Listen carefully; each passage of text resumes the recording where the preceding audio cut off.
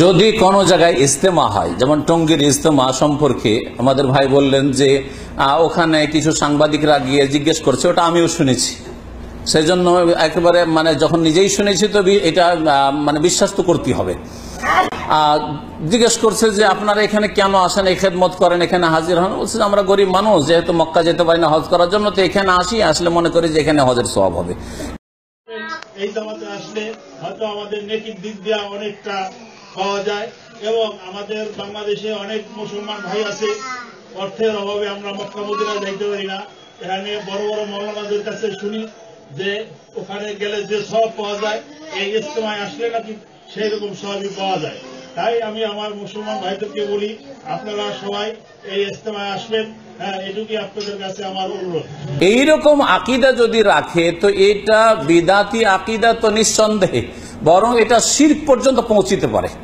আল্লাহর হজের সাথে তাদের বিদাতি কাজকর্মগুলিকে শরীক করলো, হ্যাঁ ওই রকম করলো, তো এটা এতে বিধানগত শিরক রয়েছে।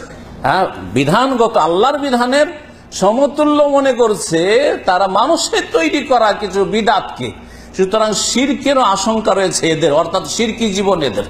কিন্তু এইসব যদি আকীদা না রাখে, ধরেন এইসব আকীদা রাখে না, কিন্তু মনে করে যে ওখানে কি জন্য হাজির হচ্ছি, কিছু দিনের কথা সেই, তাহলে বলবো যে এখানে যে আপনারা এসেছেন, এখানে আসলে সওয়াব হবে কি হবে না, কেউ যদি প্রশ্ন করে, এর উত্তর কি হবে? সওয়াব হবে। এখানে এসে যদি শিরকি আলোচনা, বিদাতি আলোচনা হয়, সওয়াব হবে না গুনাহ হবে? এখানে এসে যদি ফিল্ম দেখানো হয়, সওয়াব হবে না গুনাহ হবে? এবার বুঝতে পারলে, তাহলে বোঝা গেল যে এক কথাই বলবেন না যেখানে আসলে সওয়াব হবে। কখন সওয়াব হবে? এখানে এসে যদি আল্লাহ এবং রসুলের কথা বলা হয়, কোরআন এবং হাদিসের কথা বলা হয়, ওহির কথা বলা হয়, তাহলে সওয়াব হবে। আল্লাহর রহমতের ফেরেশতারা ঘিরে নেবে, আল্লাহর পক্ষ থেকে প্রশান্তি নাজিল হবে, আল্লাহ পাক তার আরশ আজিমের চারপাশে আলোচনা করবে যে আমার বান্দারা বসে দিন শিখছে, দিন শিখাচ্ছে। জি, যদি ওহির কথা শেখানো হয়, কিন্তু মন গড়া কিচ্ছা কাহিনী, আর কবর থেকে হাত বেরিয়ে চলে এলো, আর কে চুমা দিতে লাগলো, এক হুজুর গেল গিয়ে ওখানে করে সালাম পড়লো, তখন ওয়ালাইকুম সালাম ইয়া ওয়ালাদি, হে সন্তান তোমাকে সালাম বলছি। মা এসার জন্য কখনো সালামের জবাব আসলো না, আবু বকরের জন্য সালামের জবাব আসলো না, উমারের জন্য সালামের জবাব আসলো না নবীর কবর থেকে। আর হাতও কোনোদিন মা এসা স্ত্রীর জন্য বেরিয়ে আসলো না যে হাত খানটা একটু চুমা দিবে মা এসা, কোনো বিবির জন্য বেরিয়ে আসলো না। আর এই বিদাতি মোল্লাদের জন্য, সুফিদের জন্য, ভণ্ডদের জন্য নাকি নবীর হাত বেরিয়ে চলে আসে, মদিনা গেলে নাকি হাত বেরিয়ে চলে আসে। বুঝা গেছে? এই সব কথা ফাজাইল আমল তবলিগি নেশাবে আছে, আর এই কিতাবকে কেন্দ্র করে এই ইজতেমা হচ্ছে। সুতরাং ইজতেমাটি কোনো নেকির ইজতেমা নয়, বিদাতি ইজতেমা। আর বিদাতের সম্মিলনে যদি হাজির হন, কি হবে, নেকি হবে না গুনাহ হবে, এখন আপনারাই ডিসাইড করেন। কি বলবেন, নেকি হবে গুনাহ হবে? কারণ ওহির মজলিসে হাজির হননি, কিচ্ছা কাহিনীর মজলিসে। আর কবর মাজার পূজার দিকে, ডাকার দিকে ইনডাইরেক্ট ডাকা হচ্ছে। কিছু হচ্ছে ডাইরেক্ট ডাকা, ডাইরেক্ট ডাকা বেরোলবিরা ডাইরেক্ট কবর মাজারে এসো সিজদা করো। আর এরা করে কি ইনডাইরেক্ট ডাকে। আরে কবর থেকে যখন হাত বেরিয়ে আসতে পারে, কবর থেকে যখন সালাম বেরিয়ে আসতে পারে, তো কিছু দিতে পারবেন না? দিতে পারবেন না? অবশ্যই দিতে পারবেন, অবশ্যই দিতে পারবেন। তাহলে যখন দিতে পারবেন তো চাইতে পারবো না? অবশ্যই চাইতে পারবো। সুতরাং নবীর কবর কাছে এসে চাও। বোঝা গেছে? তারপরে রুটি, এই রুটিরও কিসসা আছে।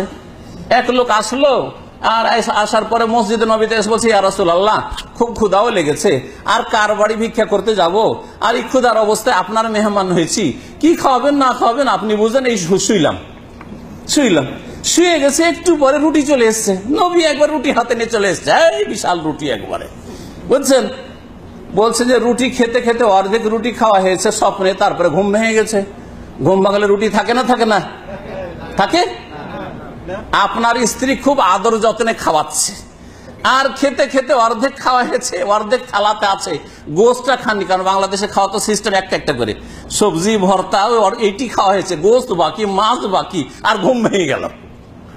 কত মনটা খারাপ হয়, রে গোস্তটাই খেতে পেলাম না, মাছটাও খেতে পেলাম না, ঠিক কিনা? সব গেল। এটাই জানা আছে কমন সেন্সে, তাই না, যে এর ব্যতিক্রম হয় না। কিন্তু নবীর কবর থেকে যে রুটি উঠে আসছে, নবী নিয়ে আসছেন, জাগ্রত অবস্থা বলছে যে বাকি আধি রুটি মেরে হাত মে থি, অর্ধেক রুটি জাগ্রত অবস্থায় আমার হাতে, তখন জেগে জেগে খেলাম। তো এই সব শিক্ষা ফাজাইল আমলে তবলিগি জমাতে দেয়। এই শিক্ষা দিলে কি শিখবে? শিরিক শিখবে না? যে নবীর কবরের কাছে গিয়ে বালা মুসিবত আছে চাইবো। রুটি যদি সে পেতে পারে তো আমি রোগ ভালো করা পাবো না? রুটি যদি পেতে পারে তো আমি চাকরি পাবো না? রুটি যদি পারে তো আমি স্বামী পাবো না, স্ত্রী পাবো না? চাইবে কি চাইবে না? তাহলে ইনডাইরেক্ট এরা শিরকের দিকে ডাকে। আর বেরেলভিরা ডাইরেক্ট, আটরসি ওয়াল্লা মাইজ ভান্ডারি আর যারা রেজবি এরা ডাইরেক্ট কবর পূজার দিকে ডাকে। আর এরা ইনডাইরেক্ট, হ্যাঁ, এমন লুকিয়ে লুকিয়ে শির করে, সব ওই আকিদাই রাখে সুফিবাদের, কিন্তু একটু লুকিয়ে লুকিয়ে লোকজন টের পায় না, এদেরকে হক্কানি বলে, আহলে হক মিডিয়া বলে। হ্যাঁ, না, এইসব আহলে হক মিডিয়া না, এগুলো বাতিল মিডিয়া, শিরকি বিদাতি মিডিয়া। আল্লাহ পাক যেন এদের অনিষ্ট থেকে হেফাজত করে। অনেকেই বলতে চাচ্ছেন যে আমরা গরিব দুঃখী মানুষ, হজে যেতে পারি না। গরিব যারা আছে এখানে আইসা, হ্যাঁ, এইটা শরিক হইয়া আমরা এইটা মনে করি যে একটা হজ হয়ে গেল। দুই পর্বে দেশের 64টি জেলাকে দুই ভাগ করে ইজতেমায় অংশ নিয়েছেন মুসল্লিরা। ওখানে টুঙ্গির ময়দানে গেলে আমরা গরিব মানুষের একটি হজ, মুসলিম বিশ্বের মুসলমানদের যে বুনিয়াদি ফরজ হজকে ক্ষতিগ্রস্ত করার জন্য এই সমস্ত বাজে কথাও বলা হয়ে থাকে।